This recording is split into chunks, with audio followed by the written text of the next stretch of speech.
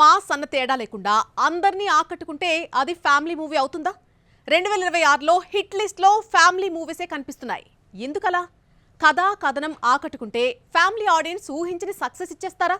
చూద్దాం. తెలుగులో వస్తున్న వరుస హిట్స్ గమనిస్తే ఇందులో ఫ్యామిలీ మూవీసే ఎక్కువ ఉన్నాయి. భారీ ఓపెనింగ్స్ రాబడుతున్నాయి. లాంగ్ రన్ ఉంటోంది.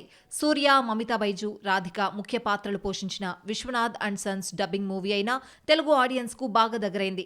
తమిళంలో కంటే తెలుగులో ఎక్కువగా రాబడుతోంది. విశ్వనాథ్ అండ్ సన్స్ రెండో వారంలోనూ మంచి వసూళ్లు రాబట్టడం విశేషం. ఇరుముడి జోరు సాగిస్తూ ఉంటే మరోవైపు విశ్వనాథ్ అండ్ సన్స్ వీకెండ్స్ లో ఒక్క తెలుగులోనే దాదాపు 3.5-4 కోట్ల గ్రాస్ కలెక్ట్ చేసింది.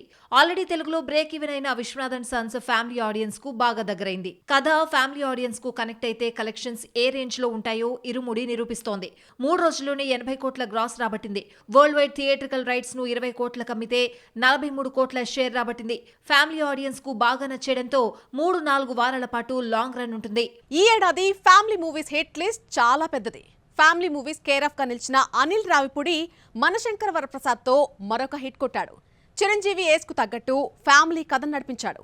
మెగా ఫ్యాన్స్ కే కాదు అందరికీ నచ్చేయడంతో చిరంజీవి కెరీర్ బెస్ట్ డ్రాస్ గా సినిమా నిలిచింది. ఫ్యామిలీ ఆడియన్స్ ను మెప్పిస్తే చాలు, ఒకేసారి ఎన్ని సినిమాలు వచ్చినా హిట్ చేస్తారు. సంక్రాంతి రేస్ లో మనశంకర్ వరప్రసాద్ తో పాటు వచ్చిన నారీ నారీ నడుమ మురారి కూడా సూపర్ హిట్ అయింది. ఈ ఏడాది హిట్ అయిన సినిమాల లిస్ట్ లో కుటుంబ కథా చిత్రాలే ఎక్కువగా ఉన్నాయి. భారీ లాభాలు తీసుకొచ్చాయి. ఈ ఫ్యామిలీ హిట్స్ ఇచ్చిన బూస్టప్ అప్కమింగ్ మూవీస్ పై పడనుంది. ఈ ఏడాది సెకండ్ హాఫ్ లో వస్తున్న ఫ్యామిలీ మూవీస్ తక్కువే అయినా అక్టోబర్ 2న వస్తున్న ఆదర్శ కుటుంబంపై భారీ అంచనాలున్నాయి. ఇప్పటికే టైటిల్ టీజర్ తో ఫ్యామిలీ ఆడియన్స్ ను తన వైపు తిప్పుకున్న వెంకటేష్ మరో హిట్ కొడతాడేమో చూడాలి మరి.